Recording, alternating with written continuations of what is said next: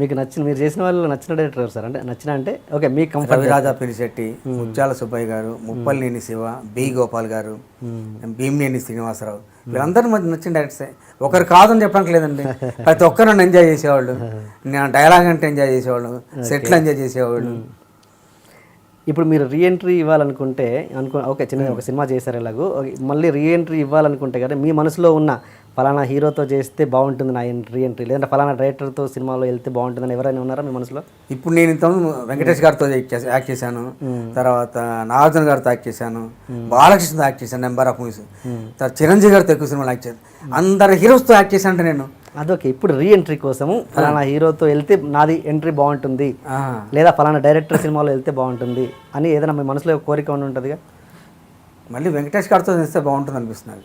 ఎందుకంటే ఆయన ప్రతి షాట్ అయిన వెంటనే ఏం సుధాకర్ ఎలా ఉంది, నెక్స్ట్ ఏంటి సాయంకాలం ఏం చేస్తాం సుధాకర్, వంట ఏమన్నా బయటకు వెళ్తున్నావా, హోటల్కి వెళ్తున్నావా అని అడుగుతుండేవాళ్ళు ఆయన. వెంకటేష్తో చాలా సరదాగా ఉండేది నాకు. చిరంజీవి గారితో తెలియని విషయం, నా ఫ్రెండ్ ఆయన. చిరంజీవి గారు మరి 150 సినిమాలు మీరు ఉంటే బాగుంటుందిగా. దాంతో సరైన క్యారెక్టర్ ఉందనుకోండి డెఫినెట్గా ఆయనే పిలుస్తారు, సమస్య లేదు. అవునా?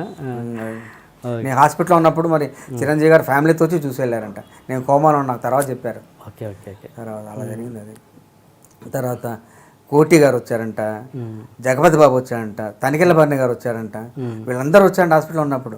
తొందరగా కోలుకుంటాడు సుధాకర్, ఏం ప్రాబ్లం లేదండి, మళ్ళీ కోలుకొని మళ్ళీ యాక్ట్ కూడా చేస్తారని అనేవాళ్ళు అంట వాళ్ళు. మరి వాళ్ళందరూ ఆశీర్వాదం వల్ల మళ్ళీ ఒక పిక్చర్ యాక్ట్ చేయగలిగాను నేను. ఆ సినిమా తర్వాత మళ్ళీ సినిమాలు వచ్చాయంటే తప్పనిసరిగా చేస్తాను. మరి మంచి క్యారెక్టర్ వచ్చింది అనుకోండి, నువ్వే మీరు చేయాలని లాగా ఎవరిని వచ్చారనుకుంటే తప్పనిసరిగా చేస్తాను. సమస్య. తర్వాత కోలుకున్నాక కలిసారా చిరంజీవి గారు మిమ్మల్ని? కోలుకున్నాక ఒకసారి కలిసాను చిరంజీవి గారు. ఆఫీస్కి రమ్మన్నారు, ఆఫీస్కి వెళ్ళి కలిసి కూర్చొని మాట్లాడాను. మా బాబు సీట్ కోసం వెళ్ళాను అనమాట. సేమ్ ప్రాబ్లమ్ సుధాకర్ నేర్పిస్తాను సీట్ అన్నట్టు. మరి ఈ లోపల సిబిఐటీలోనే చేస్తానని మా అబ్బాయి. సార్ సిబిఐటీలో వచ్చింది. Okay okay. ఒకవేళ డైరెక్టర్ అనుకుంటే ఏ డైరెక్టర్తో వెళ్దామని? సపోజ్ త్రివిక్రమ్ గారు అన్నారు, పూరి మరి పిక్చర్ ఏంటది, ప్రేమకథా చిత్రం, మారుతి. అది చూసాను. చూసిన తర్వాత డైరెక్ట్ బాగా చేశాడు పిక్చర్. ఇలాంటి పిక్చర్ ఇలాగా క్యారెక్టర్ మోల్డ్ చేసే డైరెక్టర్ చేస్తే బాగుంటుంది అనిపించింది నాకు. ఓకే. మరి 30 వాళ్ళందరూ సినిమాలు చేశాను, కానీ ఇప్పుడు చేసేవాళ్ళు మరి అతను బాగుంది తీసిన విధానం. కానీ తన భలే భలే మగాడు అని వాదించాడు, మంచి సినిమా చేస్తుంది, బాగుంటుంది అనిపిస్తుంది. ఇప్పుడు ఎలా ఉంది సార్ మీ ఫైనాన్షియల్ స్టేటస్? నాకేం ప్రాబ్లం లేదు, I'm happy, no problem. Very happy. మీ career very long career sir. ఎంతోమంది మీ కళ్ళ ముందే స్టార్డమ్ చూశారు, అంతే ఇదిగా పతనం అయిపోయిన వాళ్ళు మీ కళ్ళ ముందు ఎంతోమందిని చూశారు. అవునవును. వాళ్ళని చూస్తుంటే మీకు ఏమనిపిస్తుంది? ఇప్పుడున్న జనరేషన్కి మీరు ఇవ్వగలిగే సజెషన్ ఏంటి? ఇప్పుడు వచ్చే జనరేషన్ చెప్పే సలహా ఏంటంటే డెడికేషన్ ఉండాలి క్యారెక్టర్ మీద. ఏ క్యారెక్టర్ చేస్తున్నా దాన్ని అవగాహన చేసుకొని ఇన్వాల్వ్ అవ్వాలి క్యారెక్టర్. అక్కడ స్పాట్లో ఇంప్రూవ్ చేయగలిగే శక్తి కూడా ఉండాలి. అది లేకపోతే ఇంప్రూవ్ చేసే శక్తి లేదనుకోండి లాంగ్ స్టాండింగ్ ఉండదు. మరి నాకు ఇంతకాలం లాంగ్ స్టాండింగ్ ఉంటే జనం ఇంత లైక్ చేశారంటే మరి నేను అంత ఇదిగా కాన్సన్ట్రేట్ చేసి చేసేవాడిని క్యారెక్టర్స్. ఓకే. షార్ట్ కామ్గా కూర్చోండి కాదు, ఒక్కొక్కసారి ఇది ఉంటే డైలాగ్ పేపర్ ముందే తీసుకొని అరగంట ముందే ప్రిపేర్ అయ్యాను. ఇలా చెప్తే బాగుంటుంది, అలా చెప్తే బాగుంటుంది, దాన్ని ప్రిపేర్ అయ్యేవాడిని. మాడ్యులేషన్ చూసుకునేవాడిని, ఇంకోటి చూసుకునేవాడిని, వాకింగ్ స్టైల్ చూసుకునేవాడిని, ఇన్ని చేసేవాడిని నేను. మరి ఎట్లా సరదా ఒకటి తిరుగుతుండేవాడిని, కానీ అది అబ్జర్వ్ చేసేవాళ్ళు కదా ఎవరు నన్ను అలాగా. బట్ అంత డీప్గా ఇన్వాల్వ్ అయ్యేవాడిని క్యారెక్టర్స్. Okay okay. అట్లా తర్వాత ఈ ఫ్రీడమ్ ఇచ్చేవాళ్ళు నాకు డైరెక్టర్స్.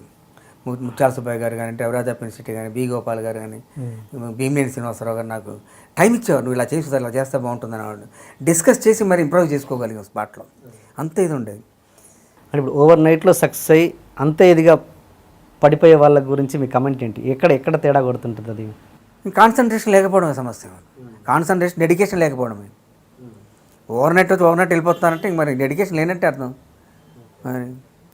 అవన్నీ ఉండేది. ఇంప్రొవైజేషన్ క్లాసెస్ మీరు చిరంజీవి గారితో చేసేవాళ్ళ? చిరంజీవి మా నెక్స్ట్ బ్యాచ్, మా బ్యాచ్ భానుచంద్ర ఒక్కడే. భానుచంద్ర చిరంజీవి గారు నేను రూమ్మేట్స్. Only roommates. ఓకే. ఇంకా బాగా ఫ్రెండ్ లేదు, మేము ఇద్దరు మంచి ఫ్రెండ్స్గా ఉండేవాడు. హరిప్రసాద్ కూడా మాతో పాటు ఉండేవాడు.